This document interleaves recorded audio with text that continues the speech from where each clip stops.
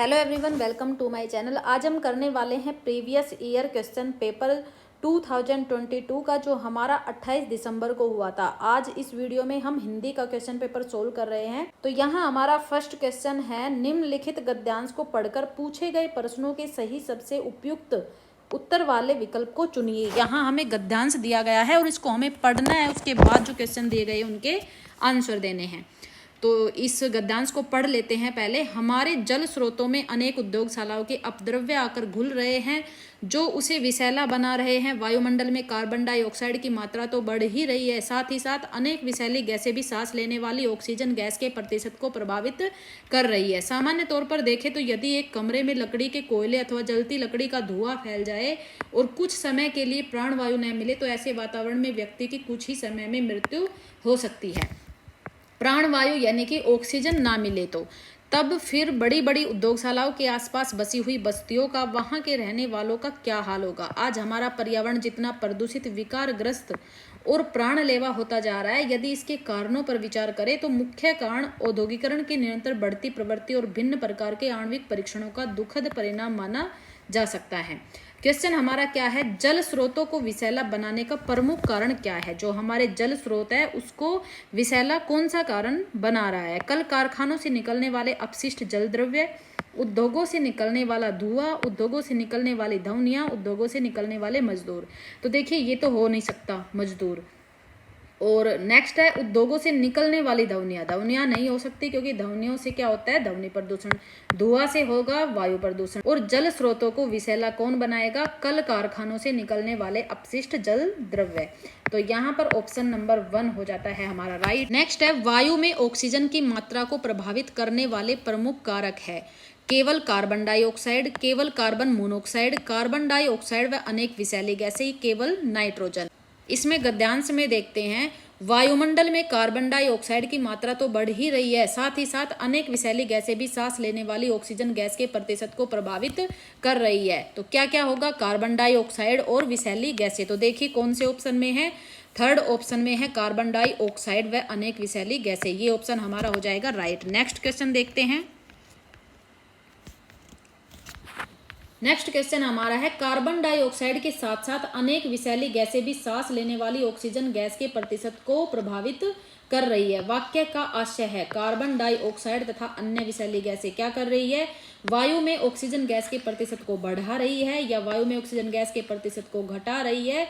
Oxygen gas का प्रतिशत पहले जैसा ही रहता है या ऑक्सीजन गैस के प्रतिशत पर कोई प्रभाव नहीं पड़ता। कार्बन डाइऑक्साइड की मात्रा तो बढ़ रही है, साथ ही साथ अनेक विषैली गैसें भी सांस लेने वाली ऑक्सीजन गैस के प्रतिशत को प्रभावित कर रही है। यानी कि इससे ऑक्सीजन गैस का प्रतिशत बढ़ेगा तो नहीं, कम होगा। तो ये क्या हो गया, सेकंड ऑप्शन सही, कि ऑक्सीजन गैस के प्रतिशत को घटा रही है।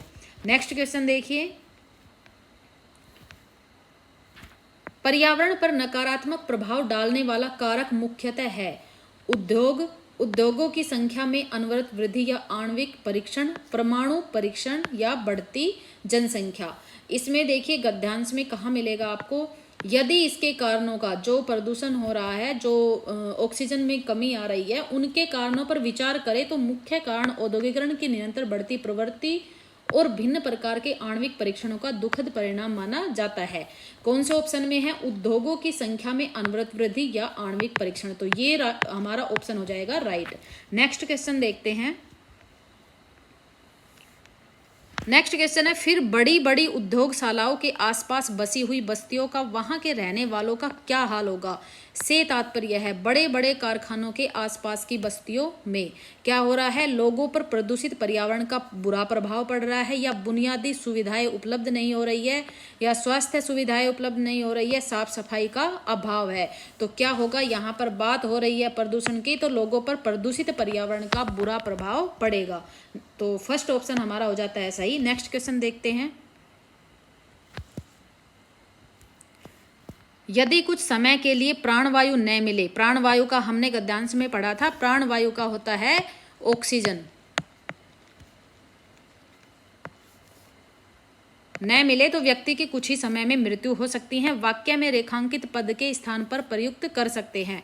यहाँ पर रेखांकित पद हमारा है प्राणवायु, तो इसके स्थान पर हम क्या प्रयुक्त कर सकते हैं, वायु नहीं, शीतल वायु नहीं, ऑक्सीजन, यस, हम ऑक्सीजन यहाँ पर प्रयोग कर सकते हैं, कार्बन डाइऑक्साइड नहीं।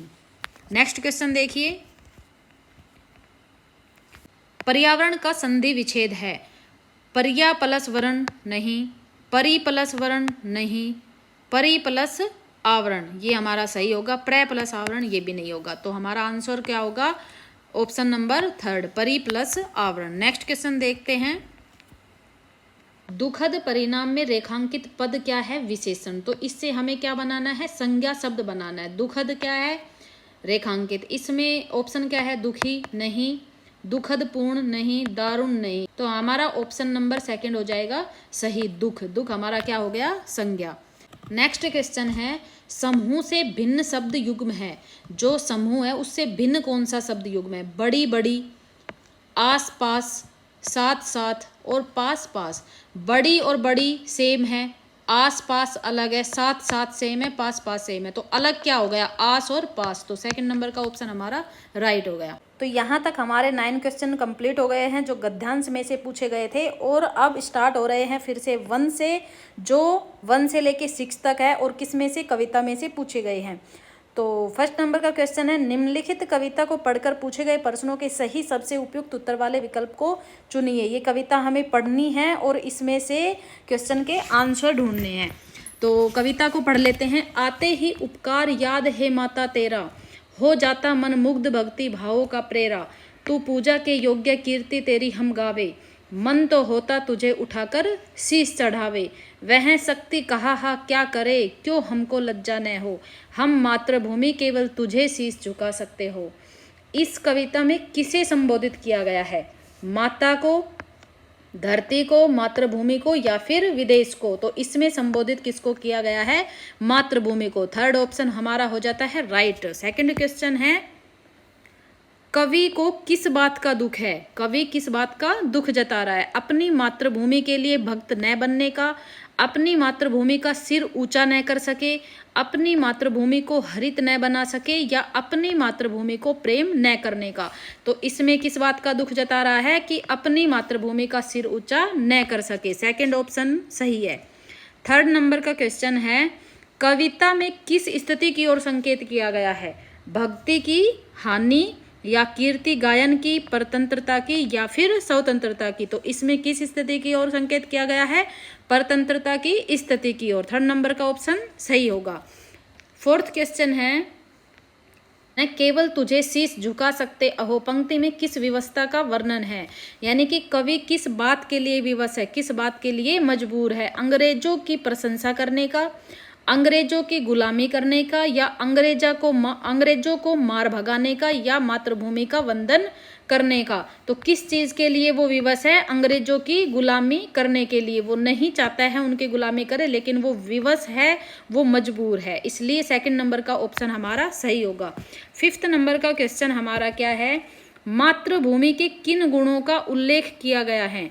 पूजनीय, उपकार करने वाली, उपकार करने वाली या लज्जाशील, लज्जाशील या शक्तिशाली, शक्तिशाली या पूजनीय? तो लज्जाशील तो हो नहीं सकता है ना, तो शक्तिशाली, पूजनीय, या पूजनीय उपकार करने वाली। तो इनमें से ऑप्शन नंबर आपका सही होगा 1st। नेक्स्ट क्वेश्चन है 6, कीर्ति का समानार्थी शब्द, यानी कि कीर्ति के जैसा ही समान अर्थ वाला कौन सा शब्द है? अद्वितीय, विलक्षण, भजन, या यश? तो कीर्ति का समानार्थी होगा हमारा यश। 4th नंबर का ऑप्शन राइट है। अब हमारी हिंदी की पैडागोजी स्टार्ट हो गई है। क्वेश्चन नंबर 1 से और 15 तक पैडागोजी के क्वेश्चन यहाँ पर पूछे गए हैं। 1st नंबर का क्वेश्चन है, सुधा अपनी कक्षा में पाठ्य सामग्री में आई व्याकरण और शब्द संपदा की व्याख्या करने के लिए विद्यार्थियों के घर की भाषा या मुख्य भाषा का प्रयोग करती है। बाद में वह उन्हें उनका अनुवाद करने में मदद करती है। सुधा अपने विद्यार्थियों को अंग्रेजी सीखने में किस विधि का अनुसरण कर रही है? सुधा की एक अपनी कक्षा है, उसमें व्याकरण के जो शब्द आते हैं उनकी व्याख्या वो कैसे करती है? जो विद्यार्थी है उनके घर की भाषा में ही, जो उनकी वो घर में अपनी भाषा बोलते हैं उसी में उनको समझाती है, और बाद में क्या करती है? उनका अनुवाद करने में मदद करती है। तो वो कैसे सिखा रही है, किस विधि का अनुसरण कर रही है? संरचनात्मक विधि, संप्रेषणात्मक भाषा विधि, व्याकरण अनुवाद विधि या प्रत्यक्ष विधि। तो वो किस विधि का उपयोग कर रही है? व्याकरण अनुवाद विधि। Third option is right. Second question है, क्यूमिन्स के अनुसार सामाजिक भाषा को और किस भाषा के नाम से जाना जा सकता है? क्यूमिन्स के अनुसार जो सामाजिक भाषा है उसको और किस भाषा के नाम से जाना जा सकता है? खेल के मैदान की भाषा, कक्षा कक्ष की भाषा, भाषा प्रयोगशाला या समाचार वाचन कक्ष की भाषा। तो इसमें ऑप्शन नंबर फर्स्ट हमारा राइट है। खेल के मैदान की भाषा के नाम से भी जाना जाता है। किसके अनुसार? क्यूमिन्स के अनुसार। स्वर्णिम जागरूकता इस बात की समझ है कि जो स्वर्णिम जागरूकता है वो किस बात की समझ है? भाषा में स्वर्णिम होते हैं, भाषा की ध्वनि को पहचाना जा सकता है, पृथक किया जा सकता है, स्थिति अनुसार ढाला जा सकता है, भाषा की ध्वनियों को याद करने की आवश्यकता है, भाषा की ध्वनियाँ पहचानी नहीं जा सकती और न ही स्थिति अनुसार ढाली जा सकती है। तो इसमें राइट ऑप्शन हमारा क्या होगा? भाषा की ध्वनि को पहचाना जा सकता है, पृथक किया जा सकता है, स्थिति अनुसार ढाला जा सकता है। सेकंड नंबर का ऑप्शन हमारा राइट होगा। फोर्थ क्वेश्चन है, रेखा अपने विद्यार्थियों को आरंभ, मध्य और अंत की ध्वनियों को पृथक पृथक कर पहचानने में मदद कर रही है। इस तरह से वह उनके किस पहलू को मजबूत कर रही है? ध्वन्यात्मक जागरूकता, आकृति मूलक जागरूकता, चित्र मूलक जागरूकता या व्याकरण जागरूकता। तो व्याकरण का तो इसमें कुछ नहीं करवा रही वो, और चित्र भी नहीं दिखा रही है, आकृति भी नहीं समझा रही है। तो क्या होगा आंसर? ध्वन्यात्मक जागरूकता। फर्स्ट नंबर का ऑप्शन हमारा राइट होगा। फिफ्थ क्वेश्चन क्या है? समीना अपने विद्यार्थियों के लिए पठन के समय बहुत से चित्रों और दृश्यों का प्रयोग करती है। वो अपने विद्यार्थियों को जब पढ़ाती है तो बहुत सारे चित्र और दृश्य दिखाती है। तो दृश्यात्मक उसके विद्यार्थियों को किस तरह से मदद करेगी? फर्स्ट नंबर का ऑप्शन है, जिस विचार बिंदु के बारे में वे सोच रहे हैं उसे समझने में, पाठ्य सामग्री को बेहतर तरीके से समझने के लिए उसका चित्र बनाने में, या पाठ्य सामग्री से जुड़ी फिल्म को बेहतर तरह से समझने में, अपने पठन संबंधी गृह कार्य की अच्छे तरह से योजना बनाने में। तो यहाँ योजना बनाने का कुछ नहीं है। जिस विचार पर बिंदु के बारे में सोच रहे हैं उसे समझने में नहीं, पाठ्य सामग्री से जुड़ी फिल्म को बेहतर तरह से, कोई फिल्म नहीं चल रही है ये भी नहीं होगा, पाठ्य सामग्री को बेहतर तरीके से समझने के लिए उसका चित्र बनाने में। ये हमारा ऑप्शन हो जाएगा राइट। नेक्स्ट क्वेश्चन है, निर्देशित पठन विद्यार्थियों को उन पठन युक्तियों के विकास के माध्यम से पठन प्रक्रिया पर बेहतर अधिकार प्राप्त करने में मदद करता है जो डिकोड करने और अर्थ निर्माण में मदद करती हैं, डिकोड करने और कूटबद्ध करने में मदद करती हैं, डिकोड करने और साकार कल्पना करने में मदद करती हैं, डिकोड करने और पठन करने में मदद करती है। तो इसका आंसर होगा डिकोड करने और अर्थ निर्माण में, अर्थ का निर्माण करने में क्या करती है? मदद करती है। सेवंथ क्वेश्चन है, अपने विद्यार्थियों को कहानी सुनाने के बाद रोजी उन्हें फ्लैश कार्ड देती है। वह विद्यार्थियों से कहती हैं कि इन्हें कहानी के क्रम में व्यवस्थित करो। रोजी उनके किस कौशल का आकलन कर रही है? रोजी क्या कर रही है कि पहले तो बच्चों को कहानी सुनाती है, उसके बाद उन्हें फ्लैश कार्ड देती है और बताती है कि जैसे जैसे मैंने कहानी सुनाई है ना उसी के क्रम में इनको व्यवस्थित करो। तो वो किस कौशल का आकलन कर रही है? पठन का, श्रवण का, वाचन का या साकार कल्पना का? तो इसमें वो आकलन कर रही है श्रवण कौशल का, कि उन्होंने कितने अच्छे से कहानी को सुना है ताकि ये उसी क्रम में व्यवस्थित कर सके। अगर उन्होंने अच्छे से सुना है तो वो सही क्रम में उनको व्यवस्थित कर देंगे, अदरवाइज वो नहीं कर पाएंगे। तो इसका आंसर हो गया option number second. Next question है, साधना परीक्षा प्रश्नों के कठिनाई स्तर को समझ रही है। एक प्रश्न के काठिन्य स्तर का मूल्य 90 है। साधना को इस प्रश्न का क्या करना चाहिए? इस प्रश्न को परीक्षा प्रश्न पत्र में रखना चाहिए या इस प्रश्न को परीक्षा प्रश्न पत्र में नहीं रखना चाहिए? यह प्रश्न सामान्यतः परीक्षा के लिए कठिन है, यह प्रश्न परीक्षा के लिए अच्छा प्रश्न है। तो इसका आंसर क्या होगा? तो इसका सही आंसर होगा, इस प्रश्न को परीक्षा प्रश्न पत्र में नहीं रखना चाहिए। सेकंड ऑप्शन इसका सही होगा। 9th नंबर का क्वेश्चन है, बुनियादी अंतर्वैयक्तिक संप्रेषण कौशल BICS की अवधारणा किसके द्वारा दी गई? अंतर्वैयक्तिक यानी इंटरपर्सनल की। Stephen Krashen, Lev Vygotsky, BF Skinner या जिम क्यूमिन्स? किसके द्वारा दी गई थी? जिम क्यूमिन्स के द्वारा। 4th नंबर का क्वेश्चन राइट होगा। 10th नंबर का क्वेश्चन देखते हैं, गुरजीत अपने विद्यार्थियों को सामाजिक कौशल और सामाजिक भाषा सिखाना चाहती है। इसके लिए कौन सी युक्ति सर्वोत्तम होगी? फर्स्ट है ड्रामा, खेल, रोल प्ले या वाद विवाद। क्या सिखाना चाहती है? सामाजिक कौशल और सामाजिक भाषा। तो इसमें वो क्या कराएंगी? रोल प्ले कराएंगी, जिससे सामाजिक कौशल भी उनका डेवलप होगा और सामाजिक भाषा भी वो सीख पाएंगे। तो क्या करेगी? Role play. थर्ड नंबर का ऑप्शन सही होगा। नेक्स्ट क्वेश्चन है, भाषा अधिगम में मौन अवधि चुनौतीपूर्ण है, यह कथन है। जो भाषा का अधिगम है, भाषा सिखाते हैं, उसमें जो मौन अवधि है वो चुनौतीपूर्ण है, यह कथन सही है, आंशिक रूप से सही है, गलत है या तथ्यात्मक रूप से सही नहीं है। तो राइट आंसर क्या होगा? सही है, क्योंकि ये एक चुनौतीपूर्ण कार्य है। नेक्स्ट है, निम्नलिखित में से बुनियादी अंतर्वैयक्तिक संप्रेषण कौशल और संज्ञानात्मक अकादमिक भाषा निपुणता के बारे में क्या सही है? CALP BICS के लिए दूसरा शब्द है, या इससे भिन्न है, या इससे संबंधित नहीं है, या इसका विस्तार है? तो इसका राइट ऑप्शन क्या होगा? सेकंड, CALP BICS से भिन्न है। 13 नंबर का क्वेश्चन है, सुनकर याद कर लेने वाले, मौखिक निर्देशों को प्राथमिकता देने वाले और श्रवण व वाचन के माध्यम से सीखने वाले विद्यार्थी किस प्रकार के अधिगम को चाहते हैं? दृश्यात्मक, श्रव्य, गत्यात्मक या स्थानिक? तो यहाँ पर राइट ऑप्शन होगा हमारा श्रव्य, क्योंकि वो क्या करते हैं? सुनकर याद करते हैं। नेक्स्ट क्वेश्चन है, निम्नलिखित में से कौन सी शब्द रचना की प्रक्रिया है, यानी कि हम शब्द की रचना किस प्रकार से करते हैं? ए है शब्द का निर्माण करना, फिर उद्धृत करना, फिर संयोजन करना यानी कि जोड़ना, फिर मिलाना, उनका मिश्रण करना। तो ऑप्शन क्या होगा हमारा? Right, fourth. ए, पहले शब्द निर्माण, फिर उद्धृत करना, फिर संयोजन करेंगे, फिर उसके बाद मिश्रण करेंगे। तो फोर्थ नंबर का हमारा ऑप्शन राइट हो जाएगा।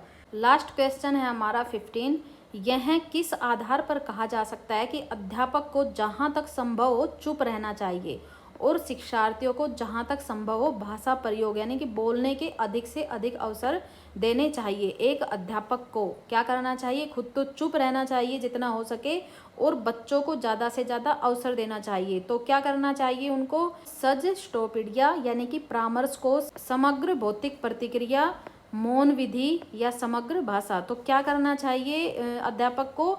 मौन विधि का पालन करना चाहिए। तो यहाँ पर हमारा थर्ड नंबर का ऑप्शन हो जाता है राइट। तो यहाँ पर हमारे हिंदी के 30 क्वेश्चन कंप्लीट हो गए हैं, 15 पैडागोजी के और 15 ग्रामर के, जो गद्यांश में से पूछे गए थे और कविता में से पूछे गए थे। इसके बाद नेक्स्ट वीडियो में हम कोई दूसरे सब्जेक्ट का पेपर सोल्व करेंगे। आप चैनल को सब्सक्राइब कर लीजिए अगर अभी तक नहीं किया है तो, क्योंकि आपका पेपर होने तक यहाँ पर जितने पॉसिबल हो सके उतने हम पेपर सोल्व करेंगे प्रीवियस ईयर के, क्योंकि अब लास्ट में आपको यही करना है, सिर्फ प्रीवियस ईयर क्वेश्चन पेपर ही सोल्व करने हैं। तो अगर वीडियो पसंद आई तो लाइक करना, चैनल को सब्सक्राइब करना ना भूले। Thank you.